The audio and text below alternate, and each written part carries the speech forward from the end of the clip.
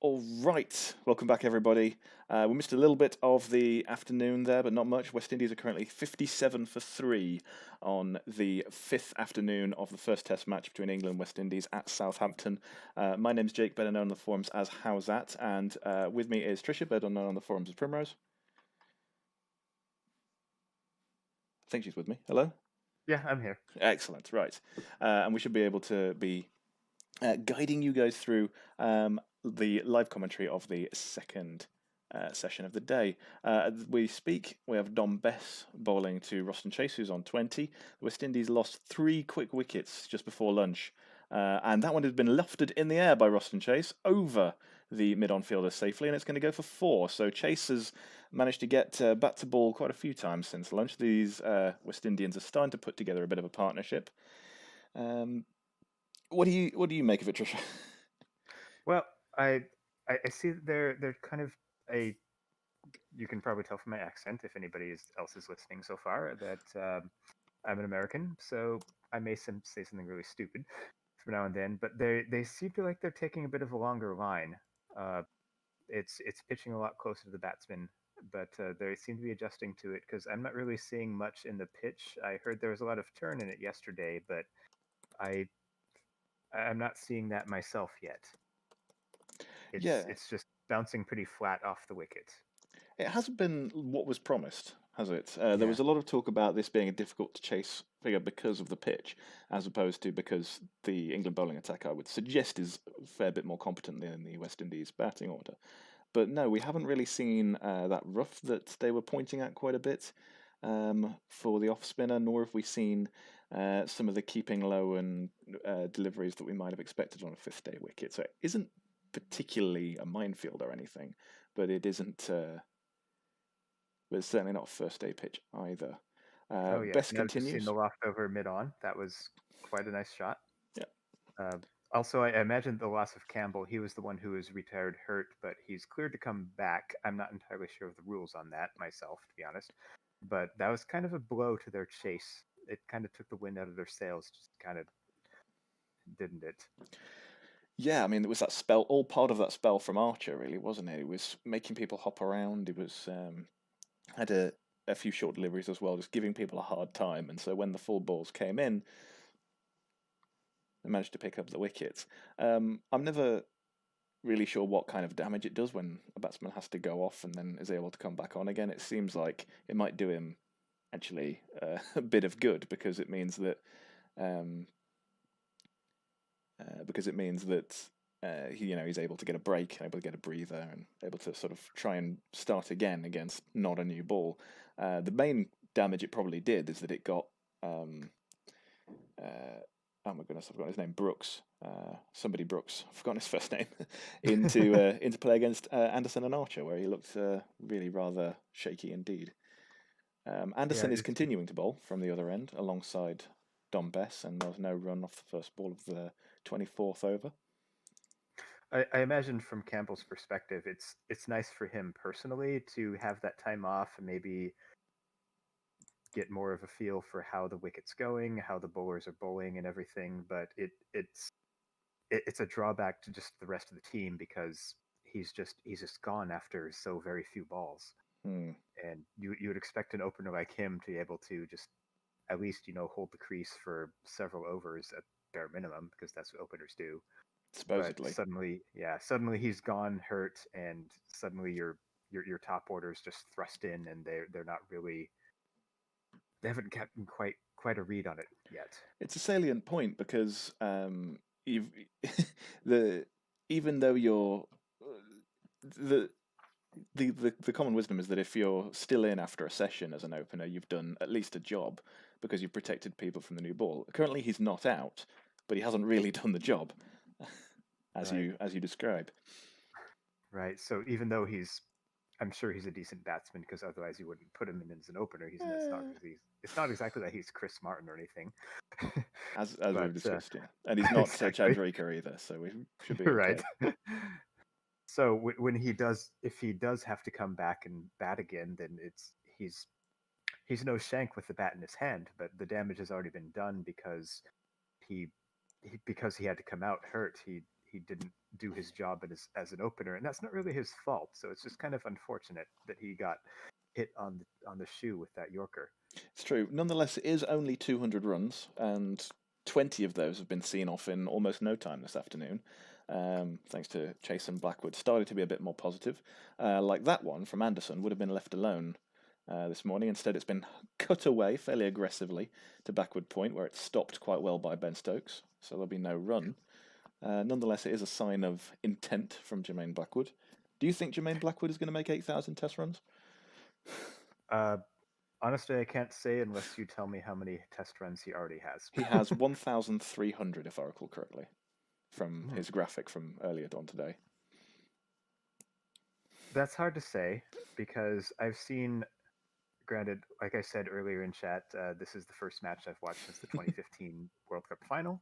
But in the 5 years that I actually followed quite intently, I saw a lot of young batsmen come up to prominence and then just fall off a cliff once they hit their late 20s, and they never quite really matured into the competent batsmen they could become. So it was that Blackwood is facing that possibility. Yeah, that's really the point that's being made when we talk about Jason Blackwood making 8,000 test runs. It seems very unlikely at the moment that he's going to make it because when the West Indies get a couple of players back, he's probably not going to be in the side. He's also played an enormous amount of first-class cricket for a fairly youngish West Indian batsman, over 100 first-class games, and he still doesn't have a very good record. But the reason why the 8,000 test runs things comes up is because he, on one of the first games on Cricket Commentary, was England West Indies about 5 years ago, and Jermaine Blackwood was very new, and I think it was Nuffan, a very distinguished cricket web poster, asked me, "Do you think Jermaine Blackwood's going to make 8,000 test runs?" At which point you just have to say, almost certainly not, because the odds are so against you. So that's kind of where that little cricket web meme comes from. Oh, yeah. I see it being alluded to in the thread. I also see Neptune has said, Primrose sounds like a male. I'm confused. Well, I'll set him straight. It's a pretty easy explanation. I'll just post it and I'm not going to say it. Fair enough. Yeah. But, it is what it is. Honestly, live in the 21st century. Come on. All right. Exactly. We have Ben Stokes giving himself a bowl. This is exciting. This could be a key phase. Commentators like to identify key phases, so I'm going to go ahead and identify this one. He took 4 for 46. I think he was the best bowler in England's first innings. And 4 for 46. That's pretty decent. Yeah. He was really the only person who finally got through that sort of engine room of the West Indies batting lineup of Chase, Dowrich, and Holder. When it looked like West Indies were going to build an unassailable lead, he managed to come in and get it done. And that's kind of Stokes' thing. He doesn't seem to grab a hold of a game at the beginning and run through a side or make a textbook Chancellor's 100 on the first day or anything like that. He always seems to have a flair for the dramatic and bringing England into it when things are against them. So let's see if he can capitalise on a good position here. And he gets one to lift there away from Jermaine Blackwood, who aims a lofty swipe with almost a 45-degree angle up in the air. The ball evades him completely and rises on the bounce to the keeper. That's an interesting start. Oh, I look forward to seeing this delivery because I haven't seen it yet. Such is the joys of amateur commentary. Oh, yes. Trundle suggests in thread that all 3 results are possible. He's wrong. It's not going to be a draw. Stoke continues. This one, again, back of a length and lifting this time into Jermaine Blackwood, who defends competently off the back foot. There'll be no run. Mohamed Umar is on the front page, trundling in. Oh, that's Trundler. That makes sense. Oh, I've seen the delivery you're talking about. Interesting. Yeah. So,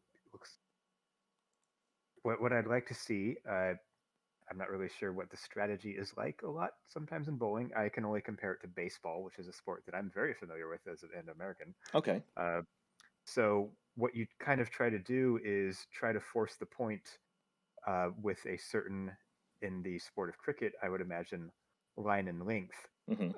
and then just fool somebody with a different length and possibly a slower ball, just to try and it's about it's deception and mind games, bowler versus batsman.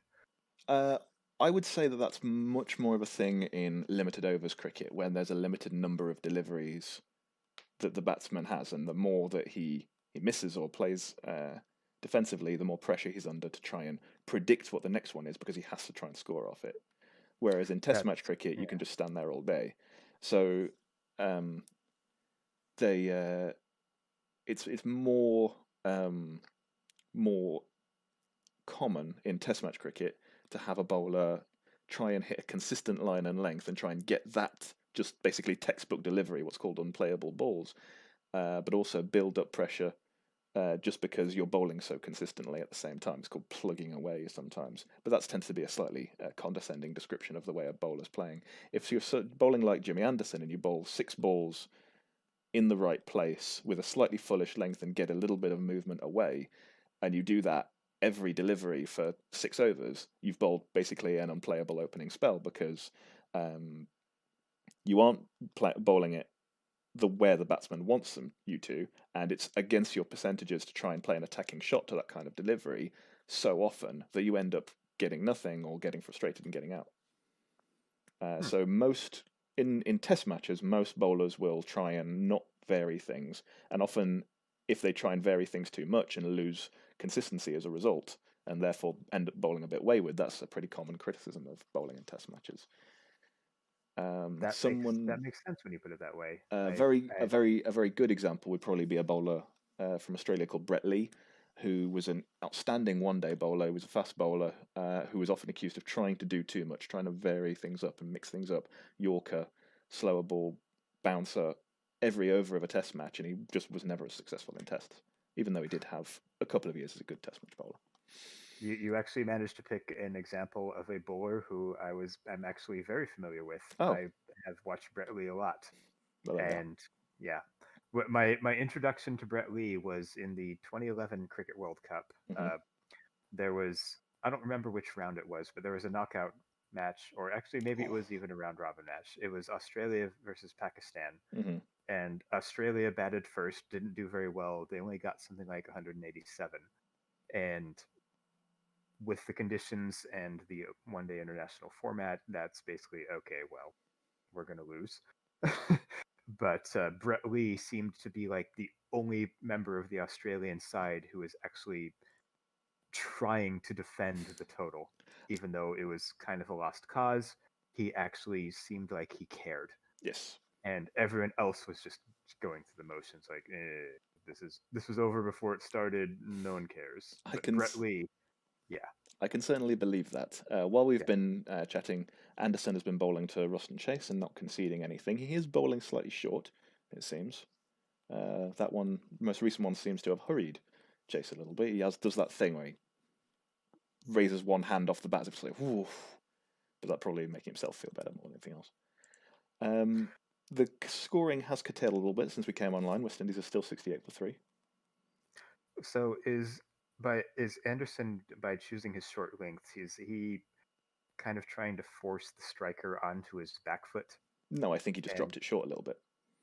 okay, But he could be. He has an okayish bounce. He actually pitches it up a little bit more on that recent delivery, and it squirts away, probably somewhat unintentionally, but played with soft enough hands that it's safe. Past the diving Ben Stokes at gully, and he grabs a single for it.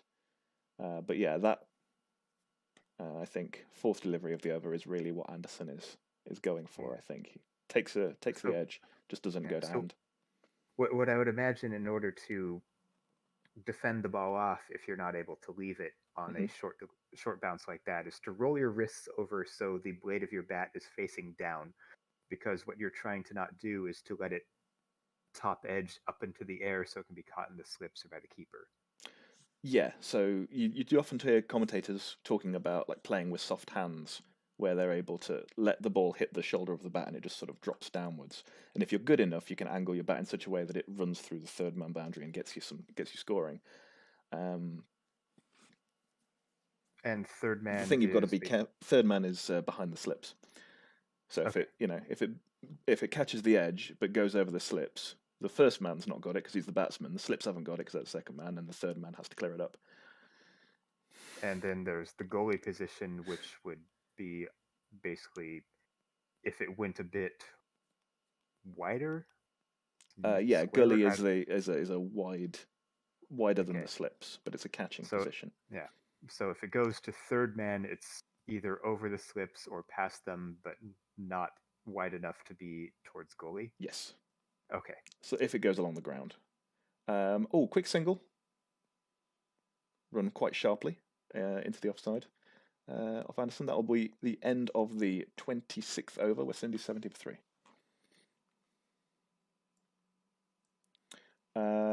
So Trundle says, keen to see what Best can do. He's been taken off, so good timing. Harsh says, prediction time. Who will score more runs, Shane Dowrich or Jason Holder? You have to probably go with Dowrich. Partly because he's going to be in sooner. If Jason Holder bats, if both of them bat well, then West Indies will win the game. But Holder won't get a chance, presumably until Campbell is back as well. But Dowrich might come in first. And Trundle says the difference is most noticeable with spin bowlers Rashid and Tahir, presumably referring to Adil Rashid and Imran Tahir, or actually Rashid Khan, he might be talking about, are great limited over spinners because they bowl a mixed bag. It's also why they're not special in tests. Oh, well, I just figured out I could open the YouTube channel and just pause the video so I don't have to hear it, because otherwise I'd be hearing myself like 10 seconds after I talk. Yeah, don't do that. Archer is on the boundary, bouncing a medicine ball over his head several times. Suggests that he might be warming up, but it also suggests that maybe he's just having fun. It's fun to play with the medicine ball to me, in my opinion. I've just seen the quick single. Yeah. We're seeing some replays of Ben Stokes taking some wickets to force an England victory in South Africa. Very dramatic spell, as is his wont.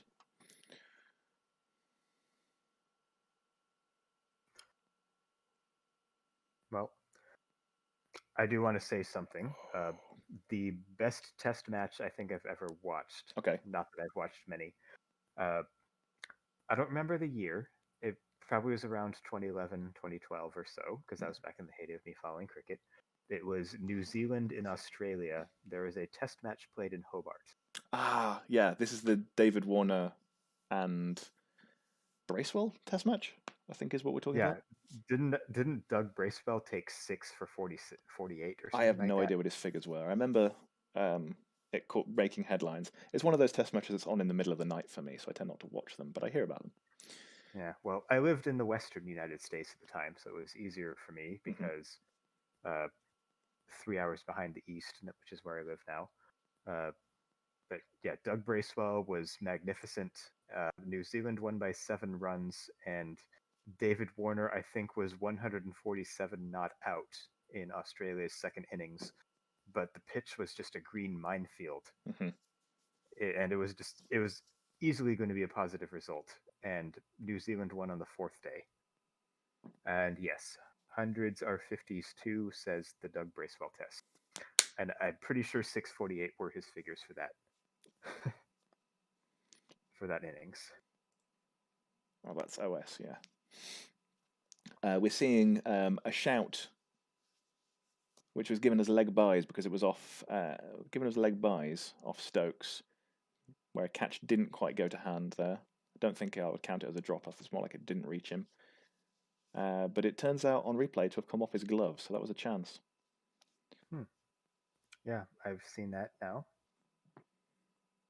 And it looks like Rosman Chase has gone down. It looks like he's got hurt. Oh no. I'm sure things will be all right. I think we're seeing pictures of Butler shaking his head now because Sky are ruling that as a drop, but it was a very difficult chance. I think that's very harsh to rule that.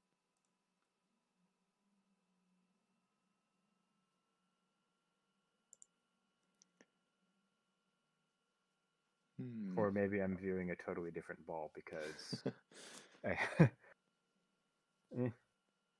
Anyway, we're apparently having a short break in the middle of this over because we're seeing Roston Chase on the ground, being attended to by, I guess, his servants. So, Oh, yeah. Okay, I've seen the replay again. That's very harsh to rule that a drop. I suppose there's an equivalent in baseball as well. I hate to keep bringing baseball up, but that's what I know because that's where I started from. And anyway, in baseball, the official scorer can rule an error, which means they believe that the fielder should have made a play, and because he messed up, he didn't. So it's subjective and comes down to the official scorer's opinion, and sometimes the rulings are just a little unfair. yeah, there is no So there is no official drop ruling, so to speak. It's just the way that people tend to talk about it. But I've been assured by Harsh in the YouTube chat and by other people in the thread that was actually an easy take. So maybe I just misspoke it. That's fine.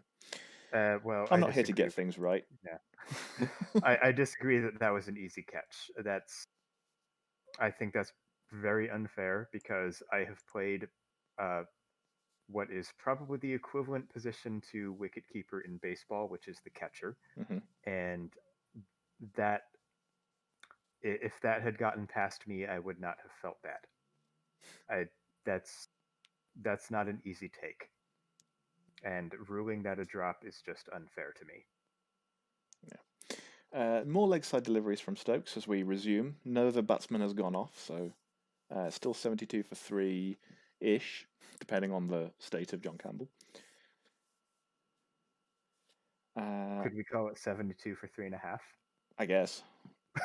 Another wicket into the leg side. I'm not sure what Stokes is actually playing out here. This is seemingly a tactic to try and bowl into Roston Chase. Perhaps it's to try and tuck him up and force him into a mistake by not giving him any room. He's not really bowling short enough for it to be threatening the top edge of the hook.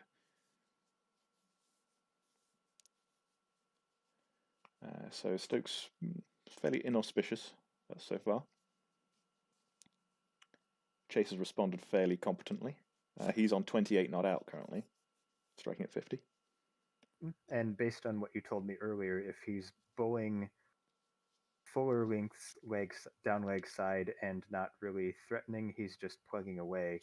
Is that right? Well, plugging away is something that people tend to say if they mean somebody's being accurate, but not really being, and just relying on accuracy alone. Whereas I would suggest that these are inaccurate; they're straying too far onto leg. But as a general rule, I would advise not remembering the things that I say. Well, I think Stephen Dobson here on the YouTube makes a good point, is that the pitch is not fast enough for him to be bowling this short.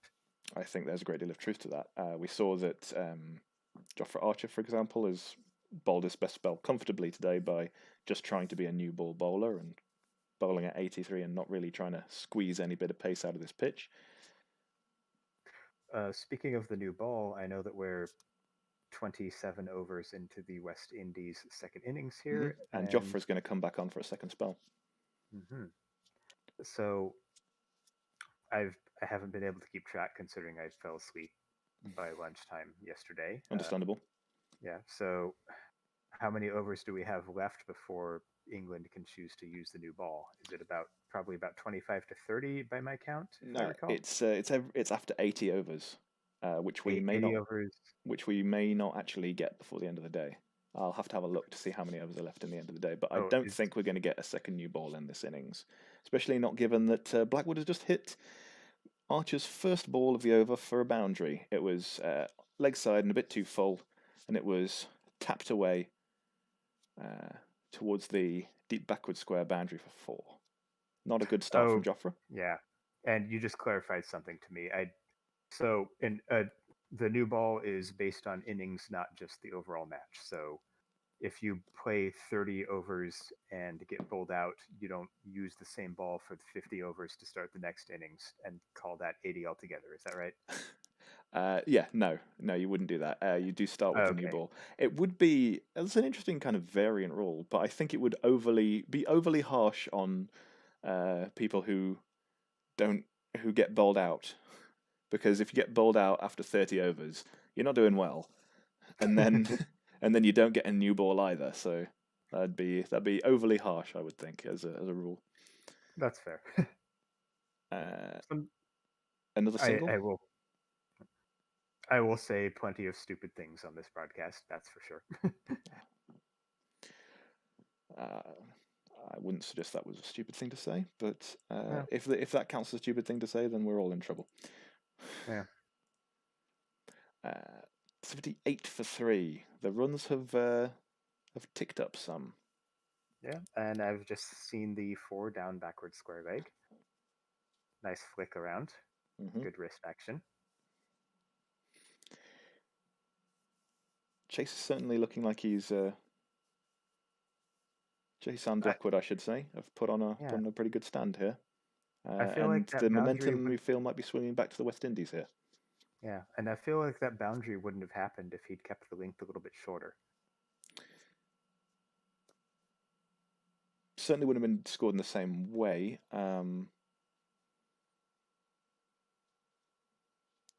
But if he's bowling that line, then he's probably not going to get a wicket regardless. Even if you're going to get a wicket with a bouncer, it needs to be more head height than that. And that is Fuller on the offside and driven straight to the fielder for no run by Roston Chase. Stephen Dobson confirms there's 61 overs left today, which was not too many overs ago. So we could feasibly get a second new ball, but I expect the West Indies will either have won or be all out by that point, because it's only 200 runs to chase.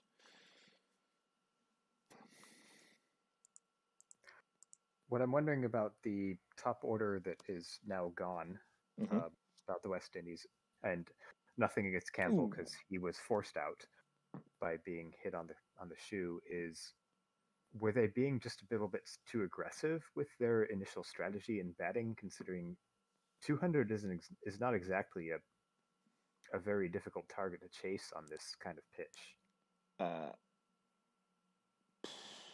I don't think they were too aggressive starting out this morning. No, I think they were just found out a bit by some very good bowling, with the exception of Brooks, who just missed a straight one. That sort of thing happens, of course, but I think England deserved their wickets this morning. I think they bowled well, and this West Indies batting lineup is just not that great.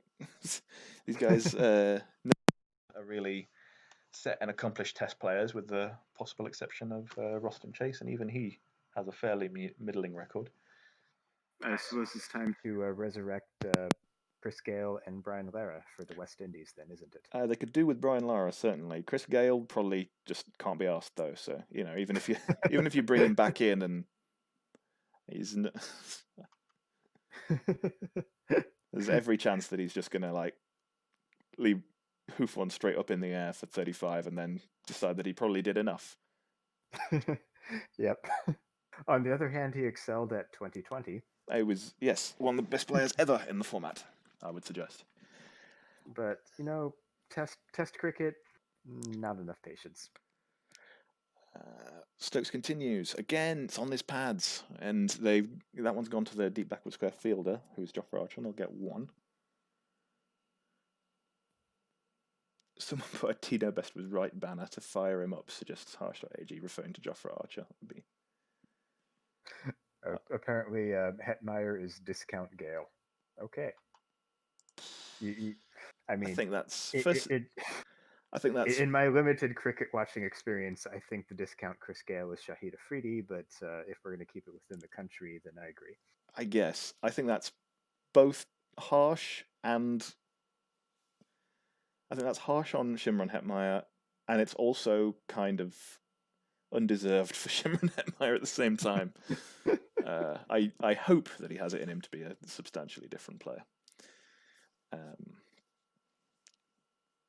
Shahid Afridi was surprisingly effective in Test matches as a batsman, probably more effective in Test matches as a batsman than he was in one-day cricket, where he just played on for so long, not really scoring any runs, that he just became a bowler. bit more interesting in tests, though, Shade Afridi. Well, the one-day fate of Afridi sounds similar to what I viewed the format or eventual fate of Tilakaratne Dilshan. Genuinely good, genuinely underrated. Yeah. There were some comments made by some Sri Lankan fans that I spoke to when he became captain of the one-day international side and bowled himself so often in the one-day international format, but he was legitimately good. He wasn't. I don't recall him being a very good strike bowler, but he kept the run rate down, and that's what you do in limited overs. Yep. Not a bad bowler. Full ball from Stokes is much more on the right line, and it's no run as it bunted away towards mid-on. The umpire is currently rubbing his tennis shoe across a bit of the pitch, presumably checking that it's safe to land, which I think is a little bit unnecessary. It looks fine. OS points out that Chase's record surprises him. In his head, he's a near out 40 average player, probably because he just looks more accomplished and sensible than the rest of the West Indies lineup, but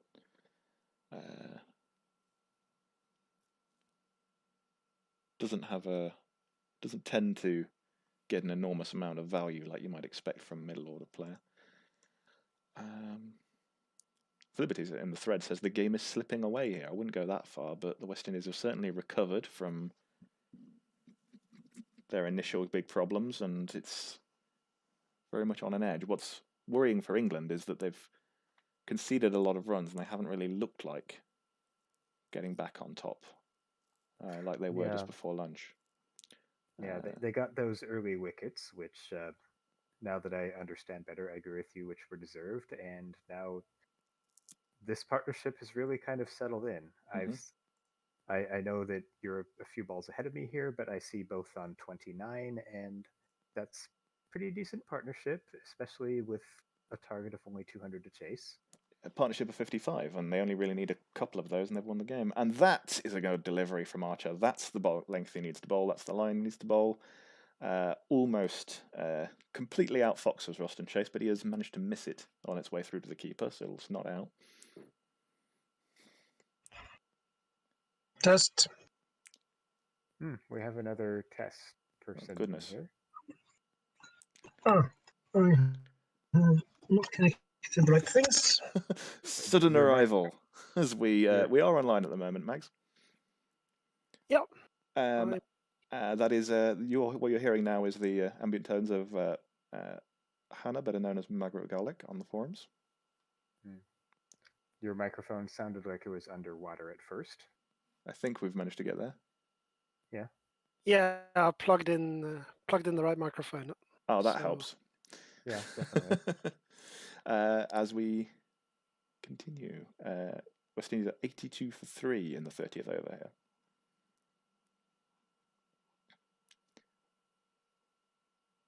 Archie bowls it short and it clambers above him and is taken by a leaping Joss Butler.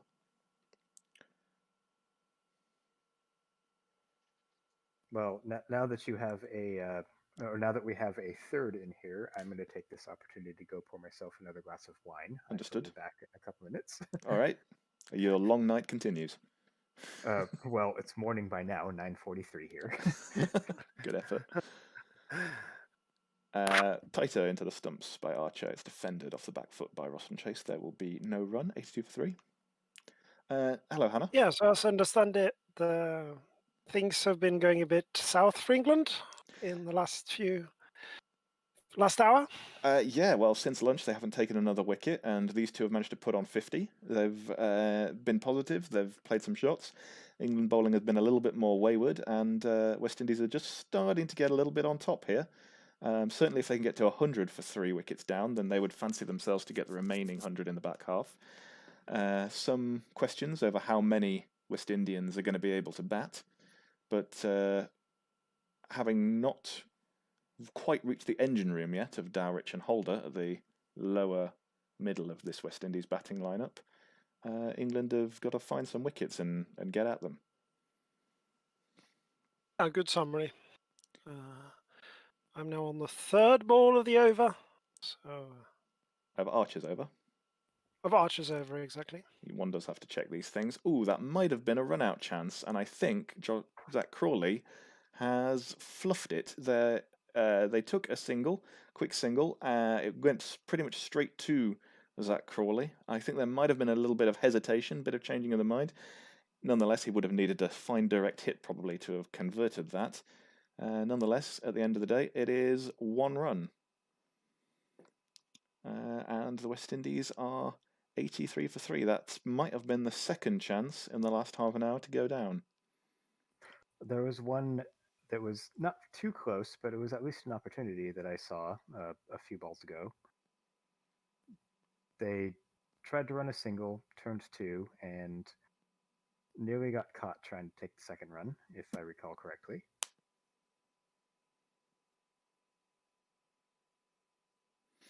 Mm-hmm. Ben Stokes will resume from to the end. West Indies 83 for 3. And this is short, and it's into Chase's midriff, and he once again manages to dink it around the leg side for 1. He moves to 31. So I've just seen the ball. given how far I am behind, I think I'm just going to leave you two to it. Okay, fair enough. Lovely to see you, Hannah. Enjoy the rest of the session. Honestly, I think you're about as far behind as I am.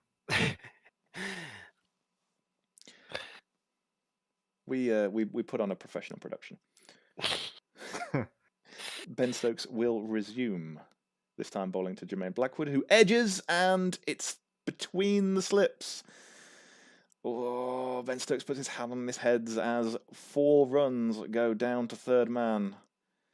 Oh dear. You really feel like this is starting to slip away from England here. There's been a few chances in the last 15, 20 minutes, and they're not sticking.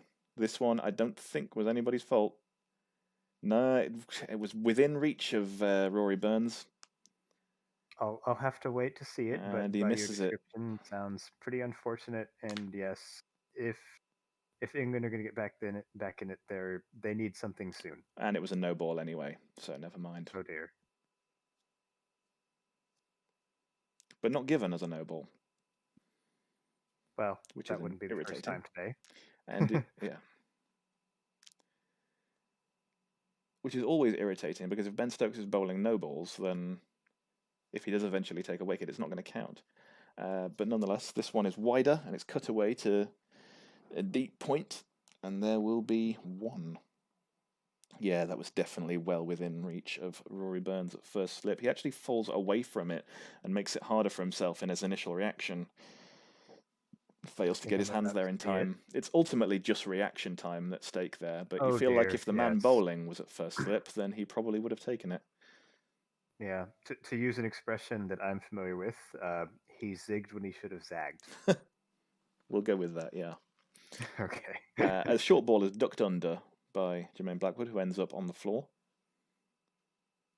Yeah, they keep showing that over and over again. It doesn't look any friendlier for Rory Burns every time they say it. Oh no, I know the reaction, especially when you slow it down into slow motion. It looks worse than it really was, but it really did look worse. It's almost like he was, oh my god, I'm afraid of the ball. I'm going to get away from it and shield my face instead of trying to go honestly catch it. But that's not what really happened. Mm-hmm. Another quick single from Ruston Chase. Another short delivery from Stokes. They really are scoring off an awful lot of balls at the moment, the West Indians. And it's a worry if you're an England supporter. Which I've gathered you are, right? I would hope so. I might not be after this, because it looks like the West Indies are actually winning this. No run to finish off Stokes' over. West Indies 90 for 3 after 31. Still chasing 200. Well, on the plus side, at least your country actually has test status. Mine doesn't. Yes, true. What Apparently, when also was the the U.S. like what's going on with the USA cricket team at the moment? Like, what are they up to? Have they been playing a series recently? What have they been doing? Pretty much garbage, corrupt, been suspended by the ICC repeatedly. Oh, Yeah, apart from that, cricket how they doing? culture and garbage. The cricket scene in the United States is pretty much dominated by Central Asian expats who I did know that. don't. Yeah, they don't care for outsiders. They're like, this is our game. We don't want you to play it. Hmm.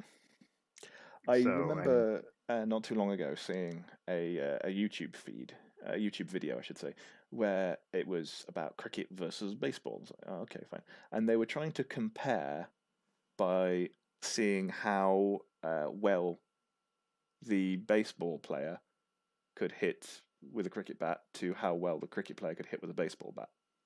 And they concluded from this that the baseball was better because the baseballer can hit cricket shots easier than a cricketer can hit baseball shots. Now, obviously, this is nonsense. But Yeah. what I found particularly entertaining was at the start of the video, they introduced the cricketer that they'd found as having played for the United States national team. Okay. yeah, such an accomplishment. Not a big deal. Exactly.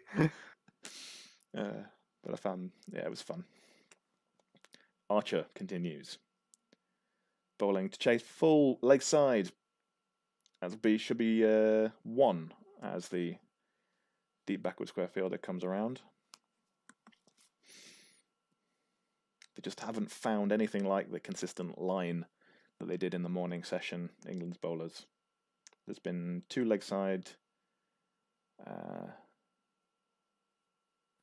Well, and as when is the good balls have been as an bowled. American cricket fan, I have had to find another stream because one of mine died. Excellent. So, yes. So maybe this will change the temporal relationship with what we see. I'm about to see the 3rd ball of the 32nd over. Okay. I think that's the one that just goes down to point. Yeah, Yorker flicked across down to square leg. They took a single off it. All right, over to you then. Let's have a look at the comments. Stephen Dobson says Stokes has not been good. Need to bring Best back on.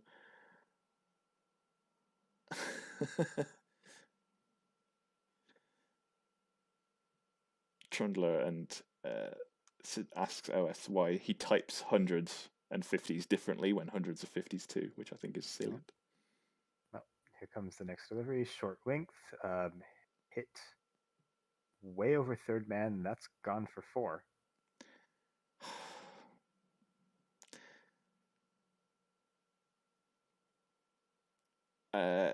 Stephen also asks if I'm a fair weather supporter. That has long been established. Ask anyone. Night Prowler says that he remembers this. It was atrocious to watch. It was done by ESPN. Really, the shit video was done by ESPN. I don't know if we're talking about the same thing, but I hope we are.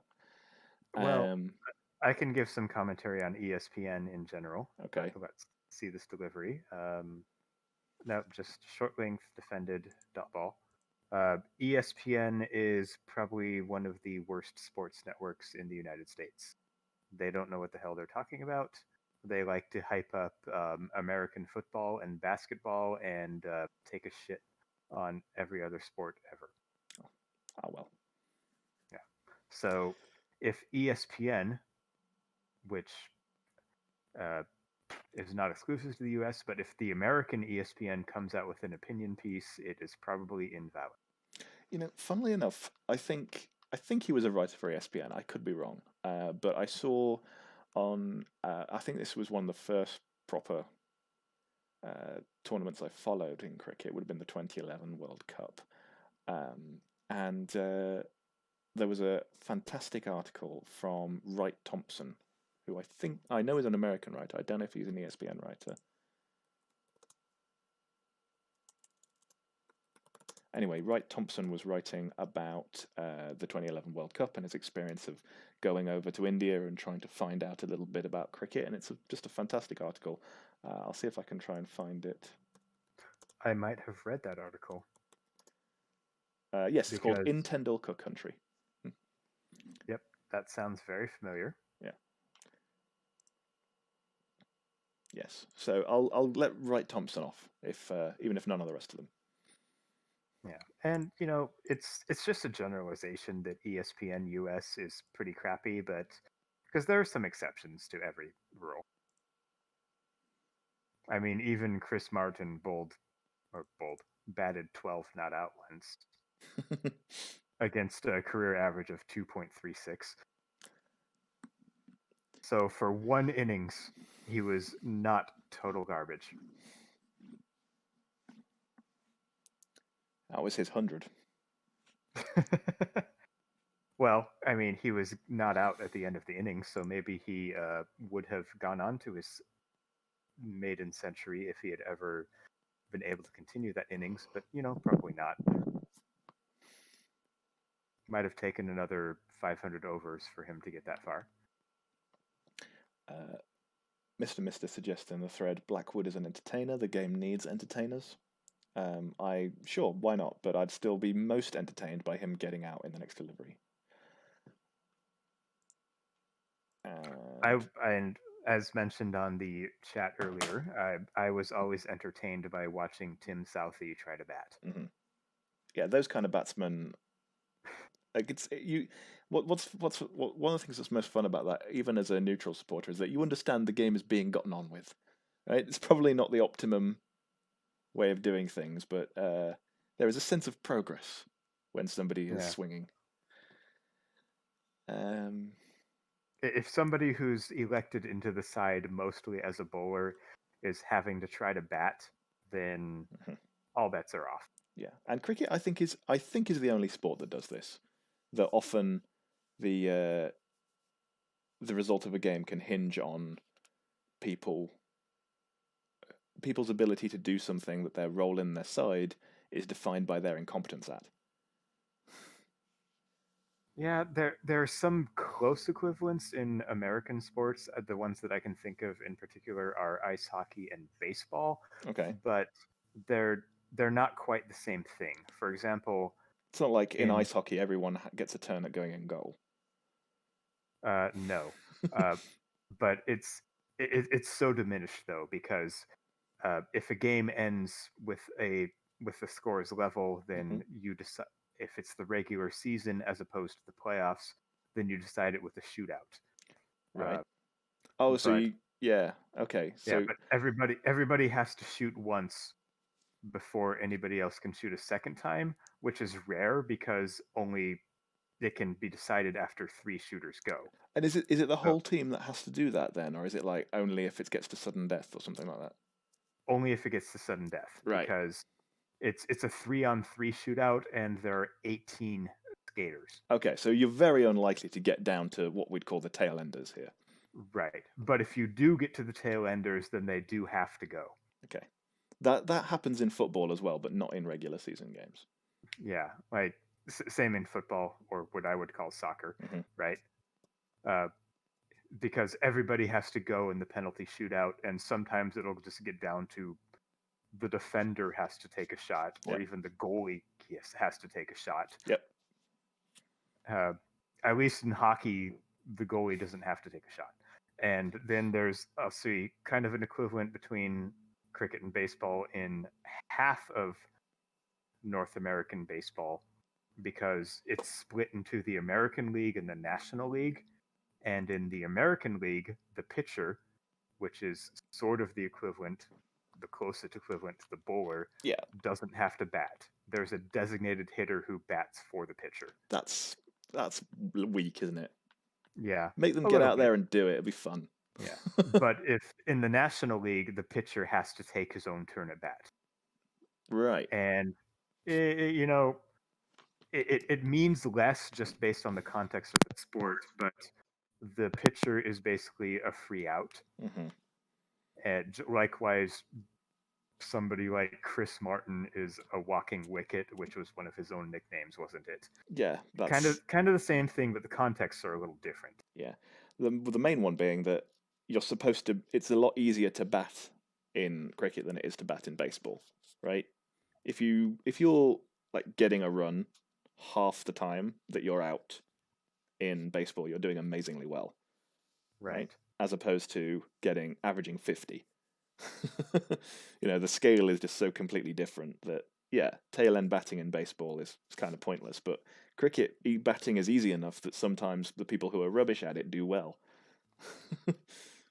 Yes. which is part of the charm, I suppose. Yeah. It's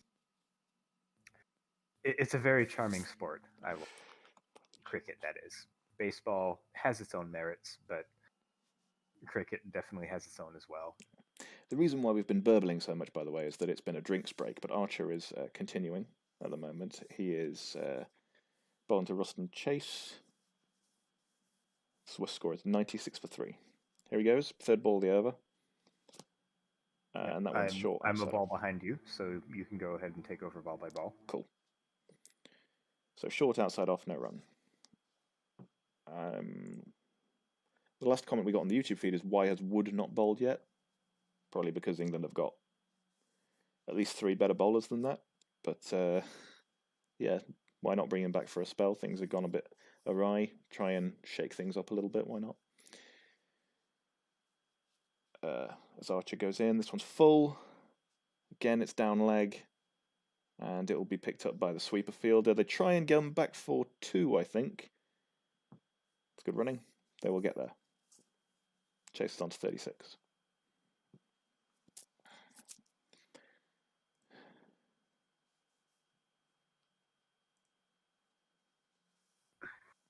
England really need a breakthrough very soon, don't they? Certainly do. Yeah. They're only defending 200 here. They need something. They can't let these guys get the score to within touching distance. That one is defended stoutly by Ruston Chase for no run.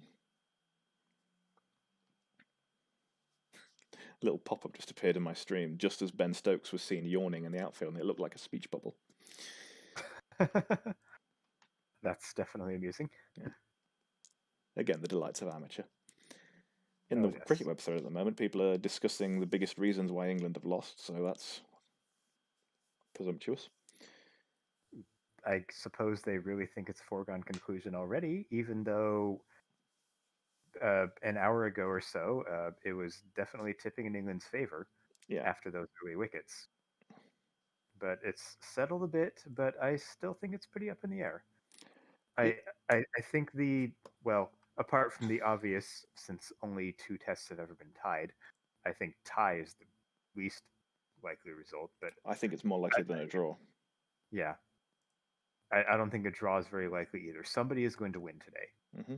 The West Indies are substantially favourites now, according to the betting odds, when it's kind of reversed from lunchtime in the last hour and 20 minutes, which is what happens, of course, when you build a partnership. Dom Bess has come back on. He is bowling outside off. That would be defended by Jermaine Blackwood. No run. West Indies 98 for 3.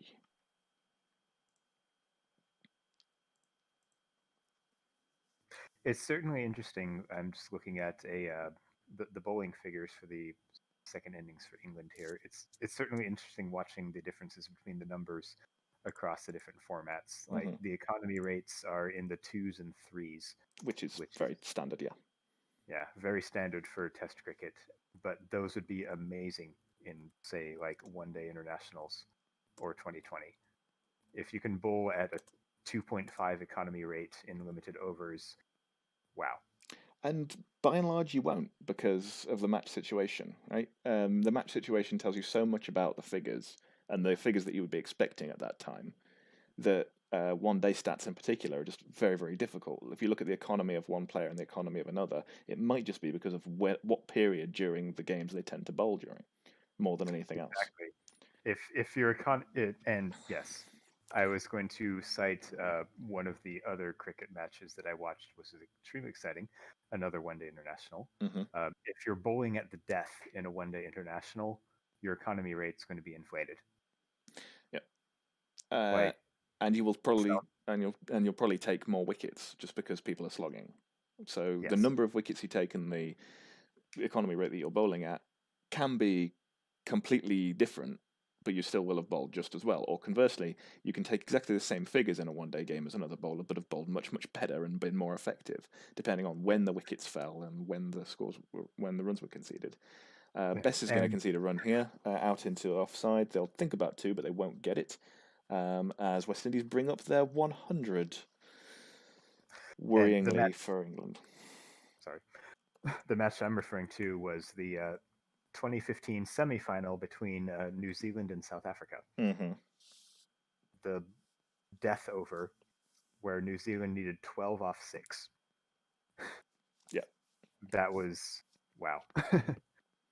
I don't know what to say about that, and I feel very sorry for the bowler's name, whose name just escaped me. Was it Dale Steyn? Was that him? Might have been. I'm not aware of a 2015 Cup having taken place. 2015 World Cup? Yeah, no memory of it whatsoever. Oh, well. Oh, okay. That took me a moment. Sorry.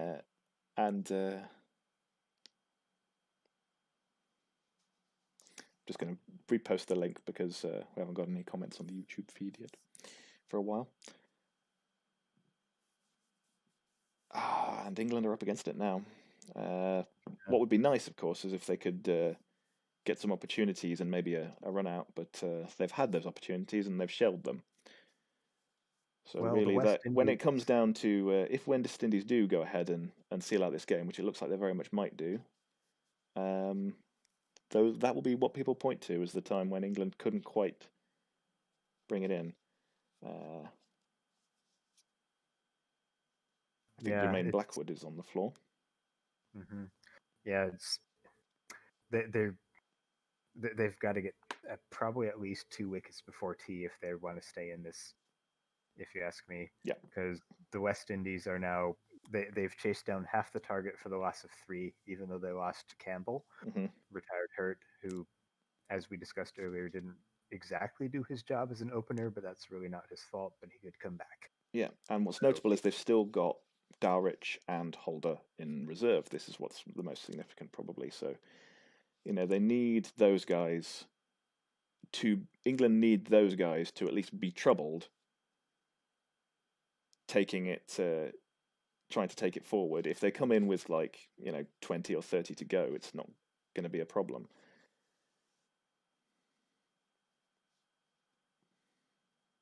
One wicket changes it, only 3 bats to go. I agree, 1 wicket would make a big difference. Who's Blem Beach Accessories? We don't know. Stephen confirms that Steyn bowled that last over in the 2015 semi-final. Trundler says, is that time wasting? Presumably referring to Jermaine Blackwood being sat on the floor and having his contact lenses changed or whatever the hell he was doing. I mean, it might be time wasting, yeah, but the time doesn't matter. We're not going to get to the end of the day. Archer bowls a fullish ball onto middle and leg, and it's bunted out to the onside for no run. Blem Beach Accessories confirms that he has in fact got spin. Lovely to see you here. West Indies are 103. And we have a new person in the commentary channel. Oh, blimey, really? Yeah, hey, how are we? Able to hear me? Yeah, we can hear you all right. We can also hear a lot of background noise, so I'm just going to mute you for a few moments and make sure that you can try and sort that out. Right, we've got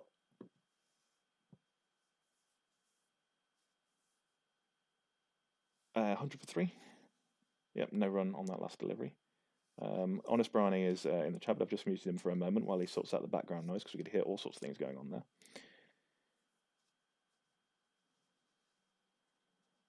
And we have Archer pausing, taking a moment to redo his run-up, it would seem, before he comes in for the 3rd ball of this over. And it skips a little bit outside. That was curious. And tries to spear a delivery in full. It just dribbles out towards first slip as Chase plays it softly.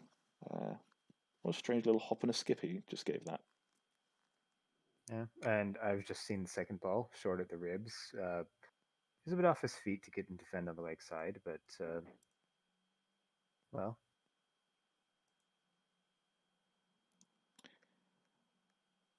So Archer resumes against Roston Chase, and short, and it's gone up in the air and taken. Archer is the man. Archer gets the breakthrough. That's his third wicket of the innings, desperately needed by England, and suddenly the game might just be back on. Roston Chase played very, very well for his 37. Excellent partnership of 70, I think, and the short ball did it. It's edged into his shoulder, it looks like. I don't know if he's going to review it, but I think he's gone. Yeah, he's walking off the field. I can't wait to see this. 37 off 88. Well, oh, yes. Waiting. Let's Yes. go ahead and see if HB has managed to sort his mic out.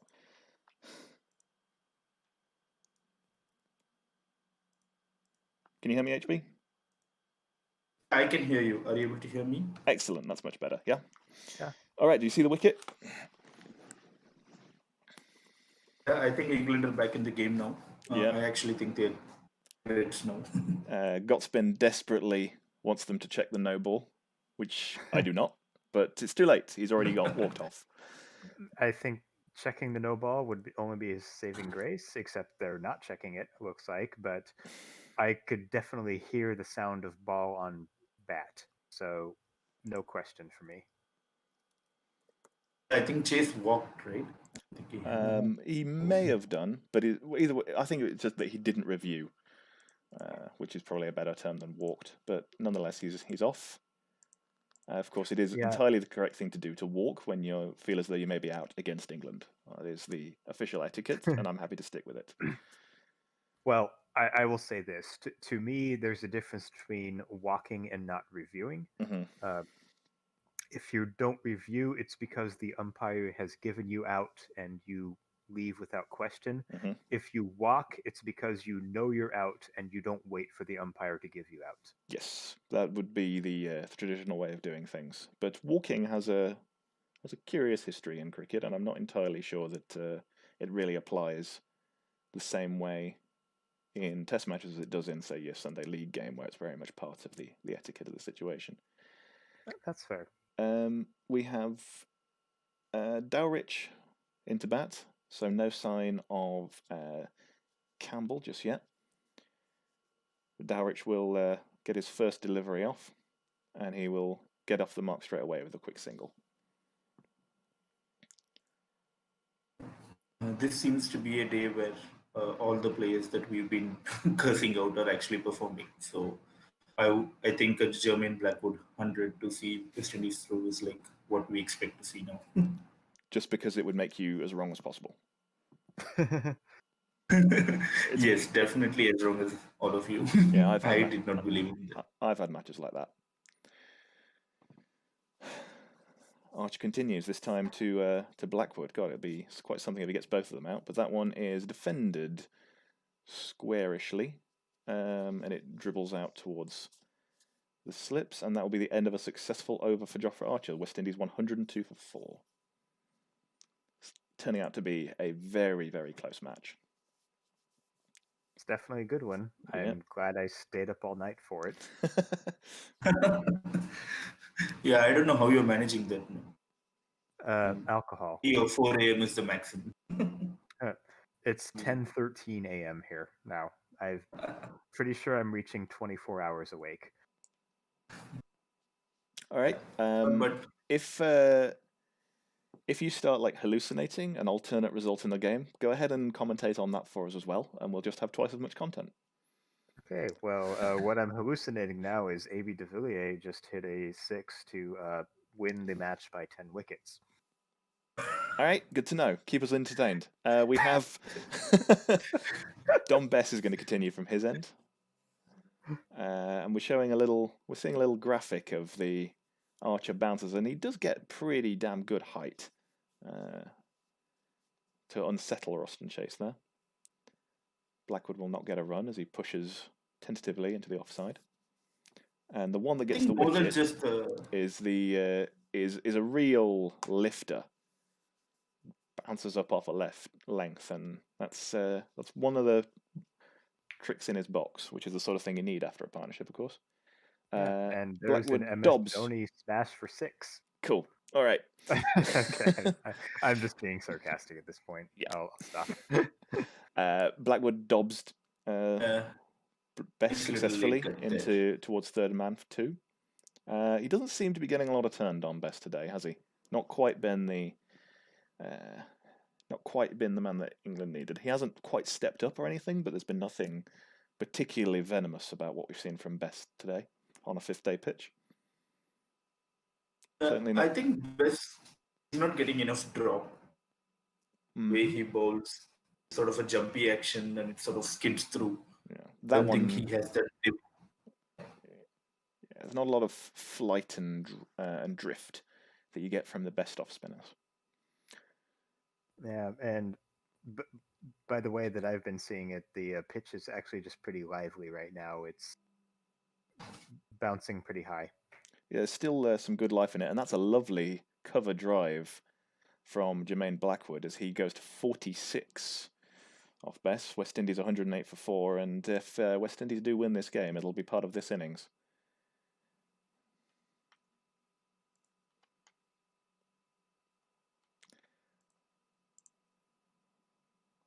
Gotspin suggests there should be a back pad in for Archer. I don't know if that means. I don't know what he means by back pad. I'm going to be honest. Possibly means bat pad. Fielder, meaning referring to a short leg, as Bess just presumably attempting to finish this over now, having been hit for 4 and does so successfully, no run. West Indies 108 for 4 after 37. Hmm. The last ball actually jumped a little bit on Blackwood. Yeah, and I've just seen the cover drive for 4. That was just very casual. Just like, oh well, you're gonna give me that. Thank you. Yes. Trundler suggests that's beautiful and there's still hope left, but hope is actually out. He was bowled by Jofra Archer, so that's not correct.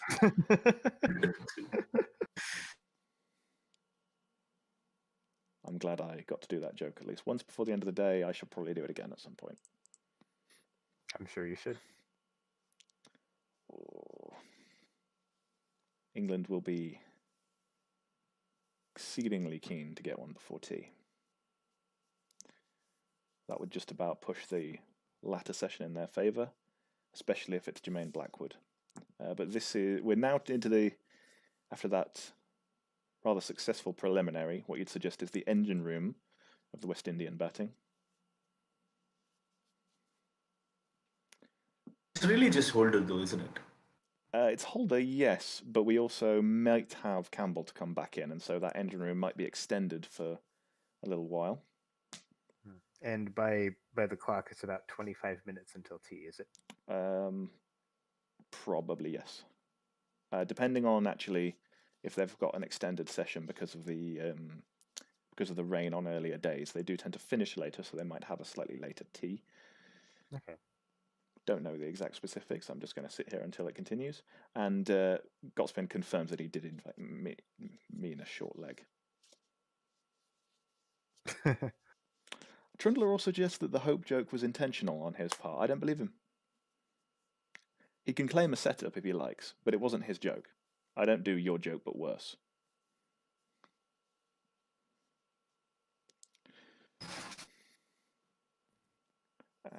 Second ball of Archer's over brings us no run to Blackwood.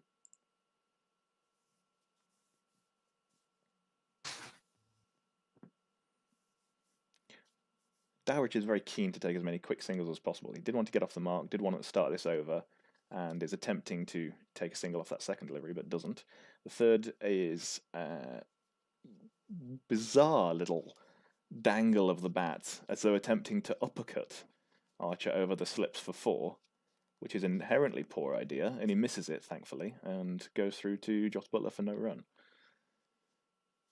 Yeah, that is a very difficult shot to play because you're kind of taking evasive action or you're trying to move away from the line of the ball, but you're still trying to get your bat at the line of the ball at the last minute, I think. Mm-hmm.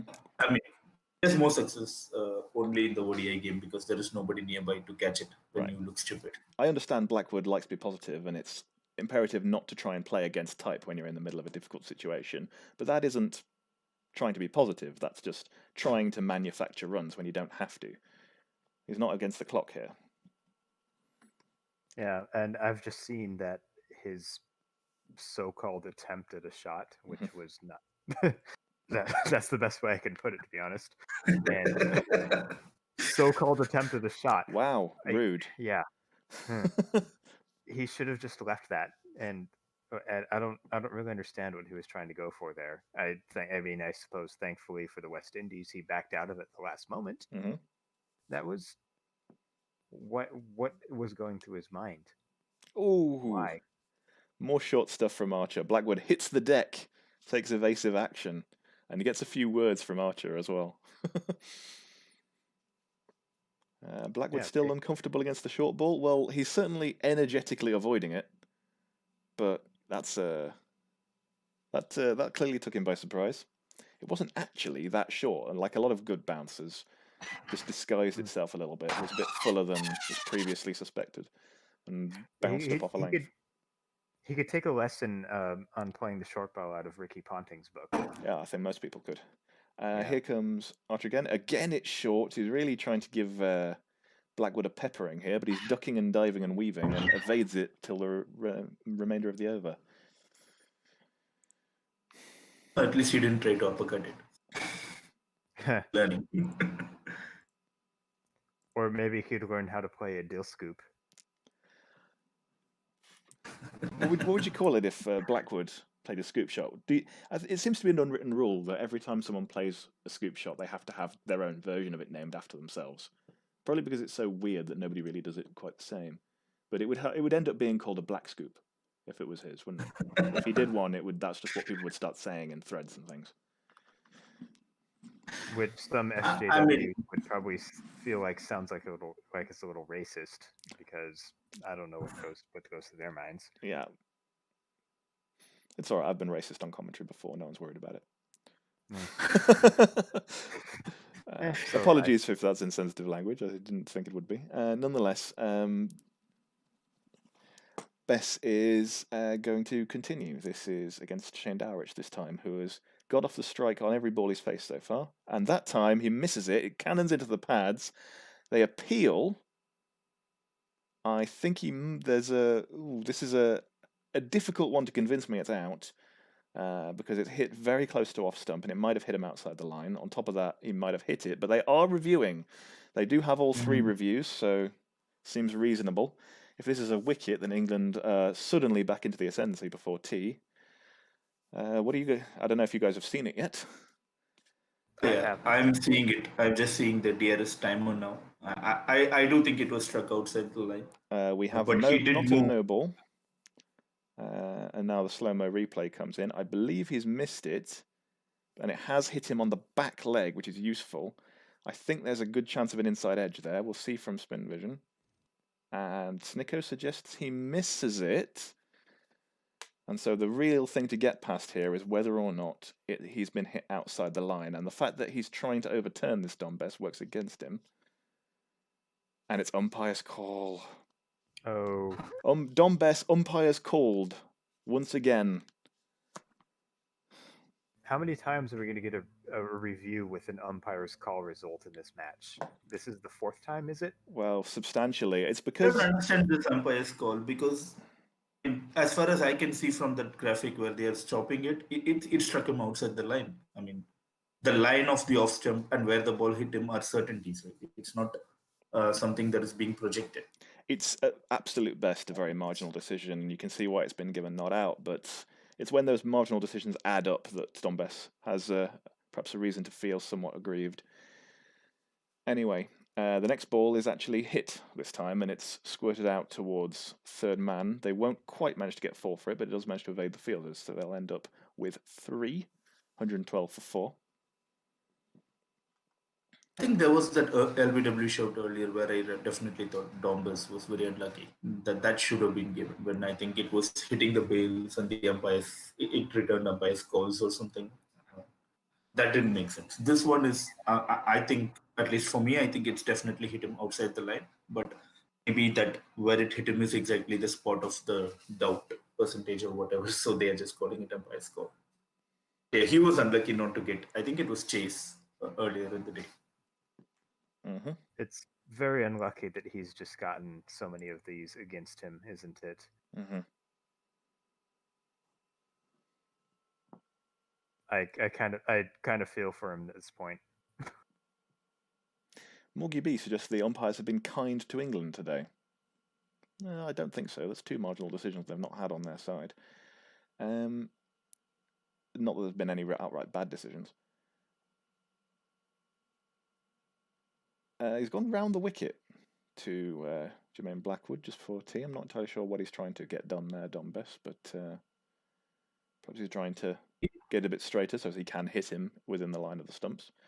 That one is loopy, and I think that's a crowd catch because Dombes goes straight back to him, but perhaps a bump ball.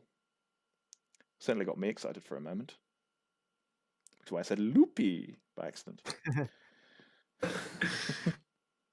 I think he also has a good arm ball, Dombes, so that could be useful from this angle. Taking the outside edge, possibly. That one is too wide from around the wicket, and so Blackwood competently uses the angle and gets a single out towards deep point. That'll be the end of the over. He'll keep the strike. West Indies 113 for 4.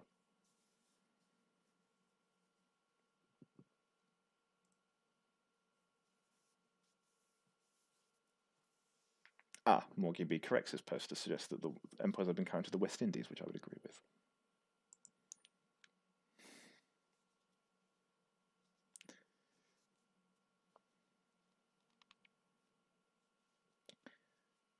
I've been seeing a lot of adverts for Baiju.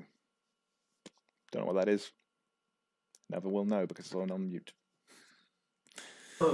It's a Disney app. I mean, Disney purchased it. It's supposed to be like a home tutoring app. Right. Supposed to be complementary to the Indian school system that was developed by somebody from the state of Kerala in India. And I think it has been purchased by Disney, and now they are sponsoring the Indian team as well. It's disappointing from my stream adverts. I want more of Virat Kohli selling shampoo, please. You should totally check out the Pepsi ads over the years, featuring a lot of the Indian cricketers. Mm-hmm. They're really good ones. They're a lot more creative than the stuff you see in these shampoos.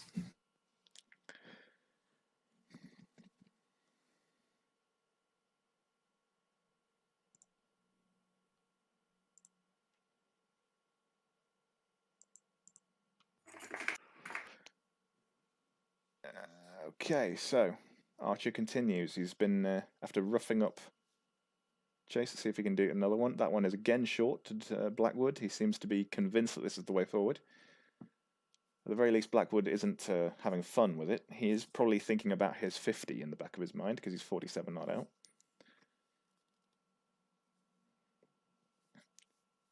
Probably thinking more about that than he is about playing for tea.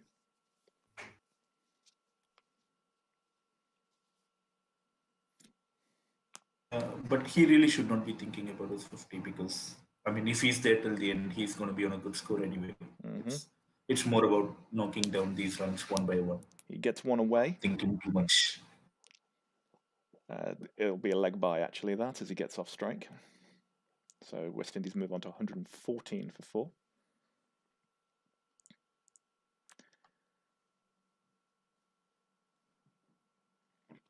OS opines that the impact with the pad is always weird with DRS because of how soft the pad is. DRS has a bit of trouble deciding when the exact instant of first impact is. That's something that I hadn't really thought about before, but I think you make a good point. Archer continues. Oh, and that is out! That is, finally he gets one up into Dowrich's ribs. He fends it away, and it's come off the splice of the bat, and it's gone straight to Stokes at slip. He has reviewed it, suggesting that he might have not have hit it, but it's been given out on the field, and so it's going to be the onus is going to be on to prove that he's missed it. It was a very quick review. It was a very quick review, but I guess I'm willing to bet with 3 reviews left in the tank, Dowrich has been sent out there with instructions to with instructions to review regardless. Now we can see nothing from the slow motion replay there, thanks to three-dimensional nothing. It looks as though it deviates somewhat after hitting the bat, but I don't think think it's his elbow. anything's come off Ultra Edge. It has hit his arm. That's what's happened there. So that's why he knew how to review. This is going to be overturned. Oh, Played very poorly though. that is a big relief if you're a West Indies supporter, and pissing annoying if you're me. It was a nasty delivery from Archer, made him jump in the air, and it was hit Dowitcher's arm after he had let go of the bat with his right arm, and so it was a very, very good delivery from Archer for sure. It lifted out of nowhere. Like it lifted short of a good length, like a lot of his usual deliveries does. But I think Dowitcher played it very good. Archer will try and get the short delivery in again. This one will be going out to square leg for one.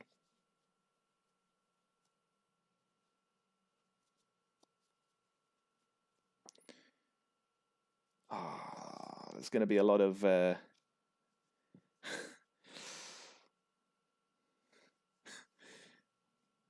going to be a lot of replays if England don't win this game of all of the things that might have been. The drop catches, the miss run out, and now that near miss. And that one is bundled in towards Blackwood. It rises on him a little, but he leans back and angles it down towards third man. He picks up another single. He moves on to 48. The West Indies 116 for 4. That's a very risky shot for a single. Mm-hmm. Archer looks somewhat confused. Like he has this. He consistently looks like he's just been like cheated out of something, which I suppose is part of the make of a bowler. Here he comes again to finish the over. That one is a full toss, which is on the pads, and it's directed away for 4. That's poor delivery to finish the over. Was obviously trying something, came out of the hand wrong. Leg stump full toss that's been put away to the boundary for 4. West Indies 120 for 4, and with survival till tea, will think of themselves as still very much in the lead in this 4th innings. They only need 80 now. It's not looking good for England, is it? Nope. I'm sorry. No, I think, I mean, with Archer there, you can never rule out another collapse from the West Indies. The way he bowls, he's kind of set up to get 2 or 3 very quick wickets with the tailenders that Windies have. But I think a lot will depend on how Mark Wood goes. I'm assuming he's going to come on soon, or at least after tea, to try and do what Archer is trying to do. So that really... Jimmy Anderson is going to have a couple of overs before the tea break. He's got 0 for 18 off his 9 overs. I thought he bowled excellently this morning without reward. Did Blackwood face Anderson? I was not following the game in between a little bit. I don't believe so, because I think Blackwood came out most recently and Mark Wood got that wicket. I think this will be a test for Blackwood. Yeah, I think you're right. Blackwood hasn't faced him yet. Oh, and edged through the slips. It's going to go for 4. Oh dear. Oh yeah, I just thought so. That Blackwood will against bring up Anderson. Blackwood's 50. Well, he's played exceptionally well. He's had a few moments of fortune, but you probably need that in the 4th innings. Oh, you can correct me if I was wrong. I haven't seen this. They have yet, 2 but slips. Is he going to tip his cap to the non-existent crowd? I hope so. It was never a chance for catch. It was played downwards fairly safely, and but nonetheless, it was an edge before. The beginning of the over, and then they sort of had a change of mind and sent that person back to gully or something. Second delivery is full. I think I saw that as well. Gone back in for no run. 76 runs to go. Despite that wicket, this has been a great session for the West Indies. They've really come back into it strongly and taken the ascendancy. A couple of wickets will change things, but for now,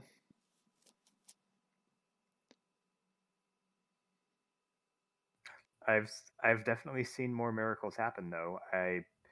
It was, I think, 2013. There was a test match of Sri Lanka playing in India or in England. Hmm. During the final session, I actually don't remember who did what, but sorry, one of the teams took like 6 wickets in the evening session on day 5 to win the match. Yeah, it's not unheard of. I'm going to try to find that on Cricinfo. Yeah. Was it the game that Anderson got out with like 2 balls left in the day or something? Oh, when they were batting for a draw at that time, and that one is flicked away for 4 more by Blackwood. Yes, I think that's the one. He goes on to 56. West Indies needs 72 now.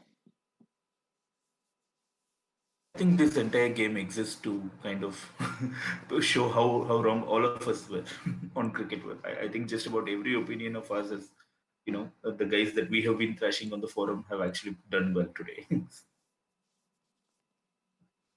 Just been one day of, all of us being wrong, I think, more than anything else.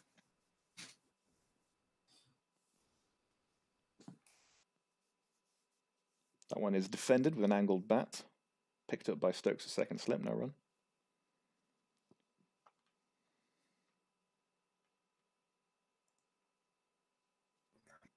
Is it just me, or the boundaries really just started to leak through England's fielding? Over the last few minutes, yeah, but to be fair, one of them was an edge.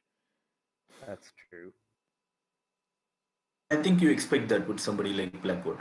He's always going to be like it's kind of a boundary or a kind of player. Anderson returns, hair flopping. Gets the splice, but it goes straight down. And dribbles out to the offside, no run. That's the end of the over. We see, well, we were about to see a few highlights, but this particular television of mine has decided to cut to some more adverts, so that's the end of that. Are you sure you're not watching American television? Because they cut to adverts all the time.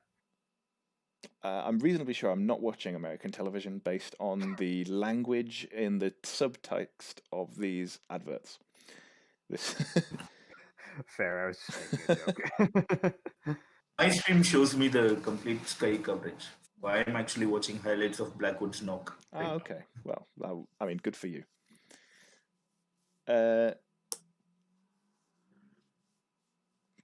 Jess wants to know if Holder will come in next. The answer is maybe. It might be Campbell, but we don't really know about whether or not what's happening with him. Mark Wood is going to have a bowl.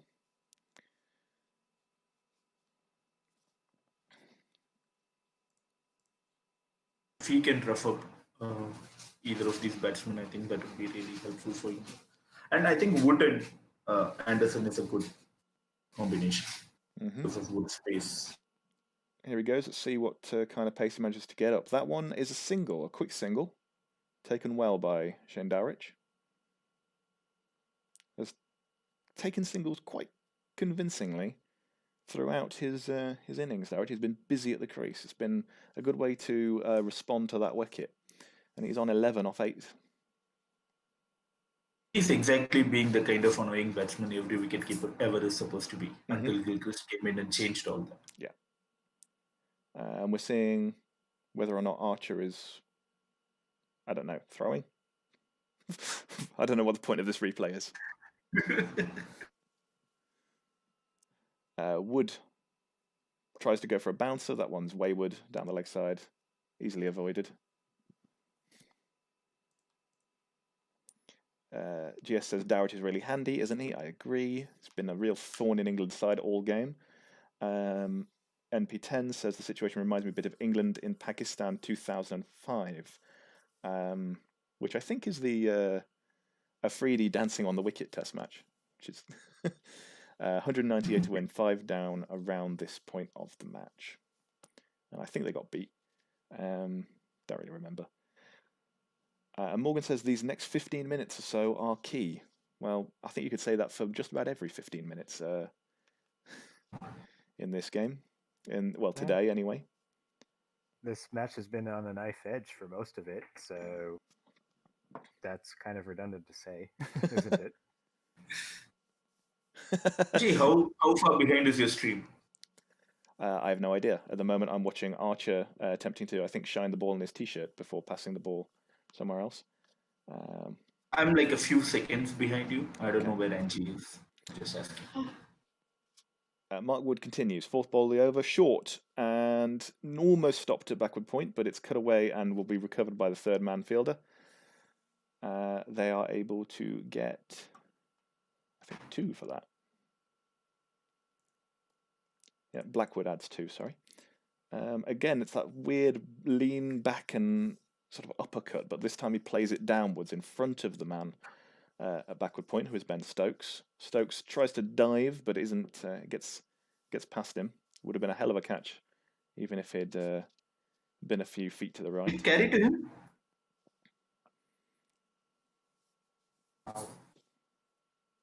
MP Ten suggests that's the same series, but not the same match. But it is the only thing I remember from that series. And here goes Wood. Is it cut again? And again, it's the third man fielder. They'll probably try and get 2 again,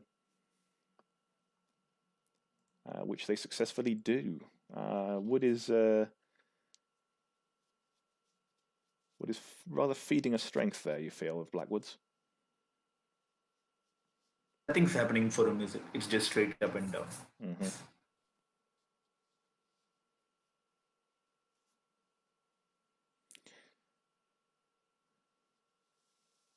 Here he goes for the. I think if All right, last ball. would rather see Wood. Wood steams in. He's bowling from wide of the crease, spears that one into Blackwood, who manages to turn it into the vacant mid-wicket region and picks up another single. So he'll keep the strike. He's got 61 not out. West Indies 134 for 4. I'm not sure I get what they're trying with Wood here. I mean, if he's going to be straight up and down, I would rather see him go around the wicket and just try and bounce the hell out of these 2. Why not? Right, with 2 people back and maybe somebody at a short like position. They don't have anything to lose. No, it makes sense. And I think these it makes sense to try and cramp up Blackwood and try and induce an error in him playing across the line of the ball. I see what they're going for here. But Wood needs to get the pace, and he needs to keep his line. If he drifts too far down the leg side, he's just going to concede runs from turning it around the corner with no danger.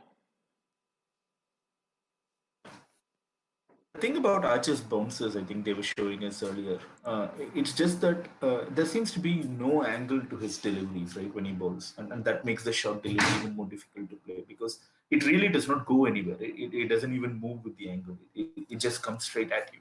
It's like a pinpoint straight line that the ball comes at. And even if it moves a little bit either way, it's not enough movement for you to, be saved by it. You are either getting hit or it hits on your bat or your glove. I think that's why his bounces are so hard.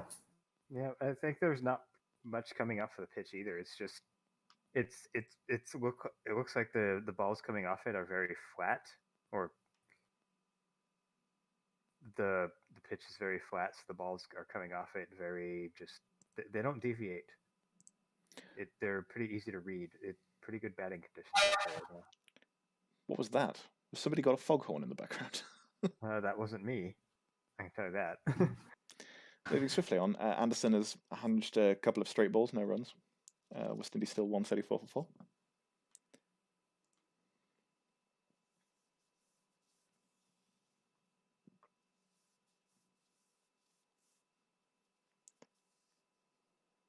I think even if nothing happens for the next 30 runs, Blackwood seems to be the kind of guy who will get nervous once the target is less than 30 or something. And he's just I think England clattered will still have an Anderson for opening, 4. so- Swings through the line, smashes the ball over the mid-off fielder. Goes over the top, and that's 4 more. This is a convincing innings from Blackwood, I must admit. Yeah. Not convincing that he's going to make 8,000 test runs, but pretty convincing in this situation. For starters, they'll have to play longer series. That's Yes, that's true.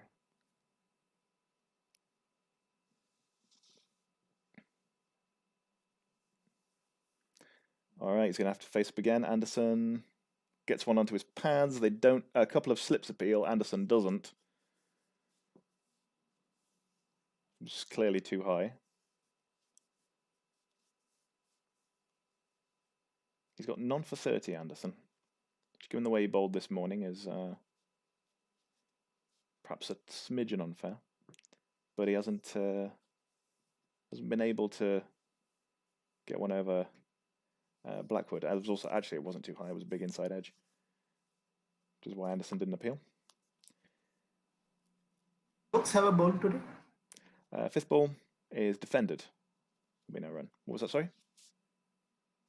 I was just asking, did Stokes bowl himself today? Yes, he did. He was pretty ordinary, I must admit. Didn't manage to get his line right during the Blackwood and Chase partnership. The funny thing is about Ben Stokes is that he's likely to do that sort of thing, and then if he's going to bowl well today, it'll be when the West Indies need like 3 to win. If he'd have bowled well earlier, there'd be no need for it. He's got a flair for the dramatic. That one is going through the keeper down the leg. Bit of a crowd appeal, but Blackwood missed it. And that'll be the end of the over. West Indies 138 for 4, 62 to get. They're probably going to get there. Like I was saying, even if nothing happens for the next 30 runs, I think Blackwood seems to be the kind of guy who gets nervous around a landmark or when they're going to be nearing the victory. So I think it's important for England to kind of keep pushing, not drop their heads, because there will be that other window, and if they don't take advantage of it, that's when they're really going to lose. I mean, that's just my gut feeling. I don't disagree.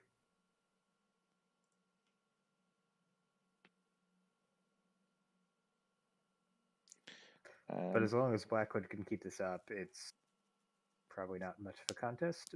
But if he does get nervous, like you said he might, then could be rough. I was telling on the YouTube that there were some chances dropped off Stokes. Did that happen? Yeah, there was also one of them was a no ball though, if I recall correctly. And I think there was one chance dropped off Stokes that would have been a no ball, and then there was a run out at some point. There have been chances go down, but I don't remember who was bowling at the time. Wood continues. This one is better. It's on off stump, bowled from wide of the crease, trying to angle into Shane Dowrich, and there's no run. Unable to get You're that right away. as well, and that also England could have had probably at least 3 more wickets if they had been a bit luckier. Yeah, if they got umpires called pretty hard. Mm-hmm. That's just unlucky for them. But it shows you, this has been a great contest, and even if West Indies are winning that now, I'm not particularly unhappy with the way that England have played, just probably the way they fielded. Anyway, Wood gets one to makes Dowrich jump a little bit, but as it is irritating way, he's able to make that into a ball that's worthy running for, and he's able to snag himself off strike again. I've been impressed with Dowrich, to be honest, today. He came in when Jofra Archer was really getting the ball to spit and getting the batsman to hop around a bit, and he's just disrupted what was happening at the time and has managed to establish this partnership. Blackwood, of course, has played excellently, but I think Dowrich has really played his role well.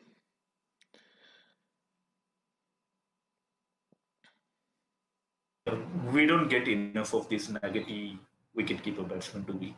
They are all either really good or like proper batsmen or some like stars. But it's nice to have that kind of the guy who nudges and pushes and just annoys the hell out of you as a keeper batsman. We're now seeing replays of the wickets just in case, just to be cruel to people who weren't paying attention. And in case, just to remind England that this is how wickets happen and this is how you take them. Oh, wow.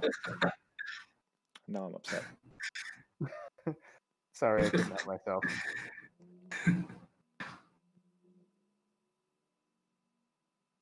OS and NP10 are sharing memories of the 2005 series, which I do not share.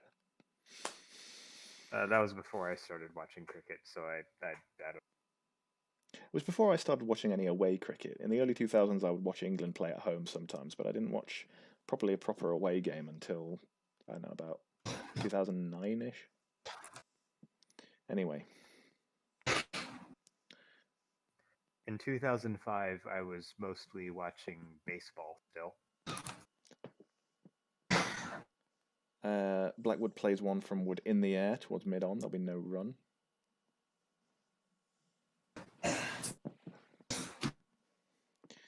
And I guess this is probably going to be Wood's last burst of the game. He's only bowled 7 overs after this one, but I don't know if I would continue bowling him after tea. Not unless he's going to body line them. Don't see any point in him bowling otherwise. Here he goes into the pads, goes in the air for a moment, but there's no short leg there. No run. No wicket, no run.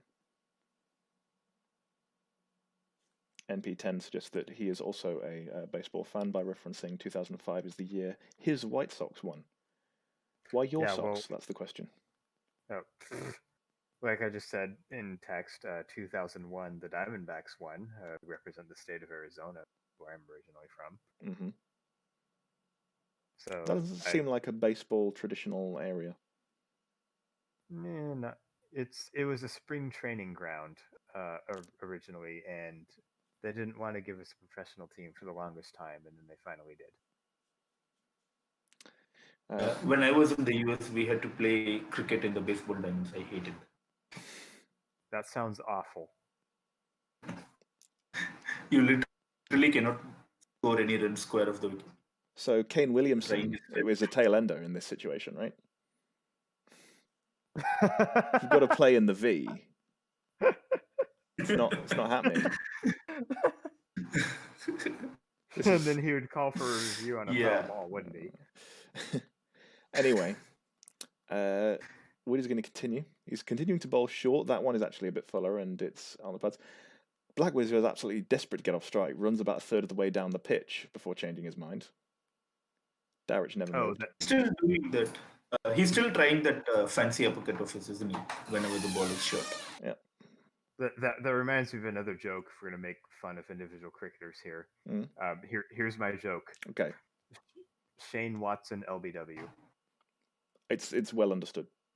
Say what you like about Shane Watson. He certainly gave us great gifts. There's a fantastic one where he's reviewing an LBW, I think in about 2013, and you can see Kevin Peterson behind him just burst out laughing because he's reviewed another LBW again. Yeah, and that wasn't even when he finished because he was still playing and still doing it. I think in 2015. Yeah, I think he was taking reviews even in the IPL. Do they have reviews in the IPL? I think they do now. I think they do. This year or last year it was there.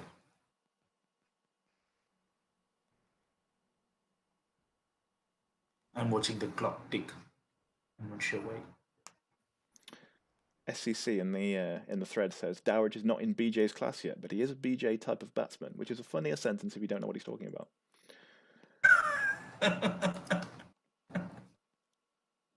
And GS has indeed picked up on the fact that he said there would be a short leg before a catch would have been taken there. You get them sometimes. People who are right. Fuck them.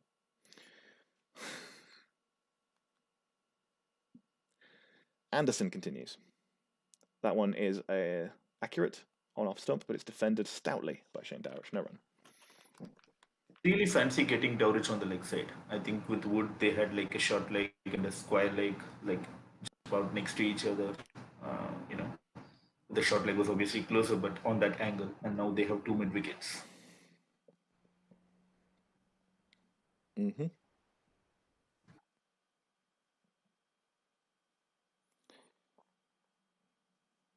To fancy him to just pop one up there, or maybe this is just to stop him from taking a single all the bloody time. That one is feathered at loosely by Dowridge. He's missed it as it goes through to the keeper, but that's certainly a play and a miss there, as he really tries to push into a drive well away from his body. That's a poor shot. Nothing short. And if he hits it, I think there is somebody there at covers who's going to field it. So. As Dowich engages in some That ball wide-eyed moved. fiddling, preparing for the next delivery from Anderson, which is squirted into the offside. Downwards towards point, there will be no run. That ball that Dowrich was beaten on, I think that moved significantly, but I think Anderson was running his fingers over it. It was a proper leg cutter.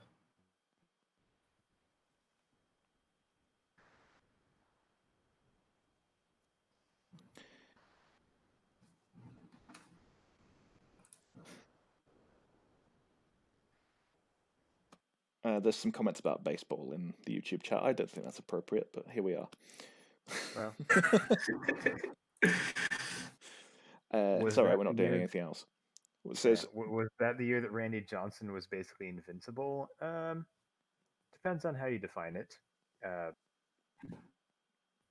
But short answer is yes. The year that he pitched a perfect game, I don't think there's a cricket equivalent to that, but it would basically be like have the only cricket equivalent I can think of to pitching a perfect game is if you post bowling figures of 0 for 10. Like you, or maybe I said that backwards. 10 for 0. no, you were right the first time. You take 10 wickets and concede 0 runs. Oh, right. Yeah, okay, I see what you're saying, yeah. There have been some pretty astonishing first-class figures along the lines of things like 10 for 10 and 10 for 15 and so on. I don't think anybody's taken that many wickets without conceding a run. But as we've suggested, getting out is much easier in baseball and scoring runs is much harder. Exactly. So I don't know what the equivalent would be. Probably just getting all 10 batsmen out, which happens occasionally, but only, I think, twice in test matches. Anyway. But it's a team effort, so because multiple bowlers will bowl in a particular match, which is required by the limited overs formats as well. And there being 2 ends. Yeah, and even by test cricket, you have to have 2 bowlers who could theoretically bowl the entire match themselves, but that's just bad strategy, so you wouldn't do it. And at the moment, that session is over as a leg bye is scored into the onside to leave West Indies on 143 for 4. They've taken 1 wicket this session. West Indies have scored 108 runs. They've got themselves firmly into the ascendancy in this game, thanks largely to Jermaine Blackwood, along with 2 partnerships, firstly with Roston Chase, who was professional, and then with Shane Dowrich, who was busy and annoying, but Jermaine Blackwood has been quite outstanding in this game. 65 not out. He is not far off the highest score of the game in the 4th innings, after having come in at 3 for, 28? Something along those lines. And England are going to need to come up with something very, very special very, very quickly if they're going to be able to win this game in the evening session. It's going to be a long evening session. There's going to be no chance of a draw. West Indies need 57 more runs to win. And that's going to be certainly a break from us. We might be getting some commentary back in the evening session, but for now, I'm going to say ta-ra. Okay. I have some questions about something you said, if that's okay. Go for it. So you said that the evening... I'm assuming that based on what you said, that there was some rain delay in the previous days of play. Yeah, on the first 2 days, there are a lot of breaks. Okay, so the evening session is not just going to be the standard 2 hours and cut off. No, I think they'll probably be playing until about 7. Well, but I'll have a look, actually. It's 11 a.m. What time is it in the UK? It is 4. Okay. So they're going to have 20 minutes for tea and then probably 2.5 hours or a bit. According to Cricket Info, there's 42 overs remaining. They won't get all those in. But the point is that it's going to be either West Indies are going to get there or they're going to be all out. Okay, so I understand. So the strategy of England trying to just play out for the draw and... Nah, I don't think it's applicable. That is, not viable. Okay. Right. I'll take it. But I think England can definitely try to limit the scoring of the Windies if they get, They could, but not for 2.5 hours. The best way to limit their scoring is to try and get Jermaine Blackwood out anyway. Yeah. So if Yeah. if England can remove Blackwood, then that would be great for them. But so just trying to gauge the aggression or the aggression level of the two teams coming out after the tea break. Mhm. You probably want England to be extremely aggressive in trying to attack Blackwood's wicket and get him out and try to go from there.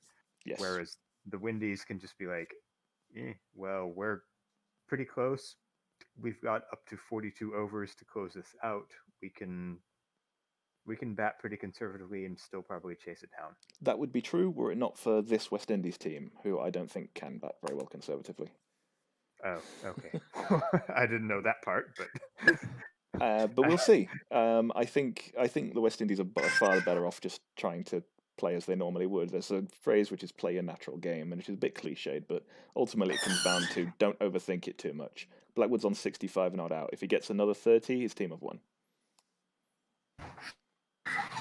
All right, fair. I'll say see you guys. I'm certainly going to take a little break. We'll see what's happening in the evening, but ta-ra for now. Okay. And thank you, everyone.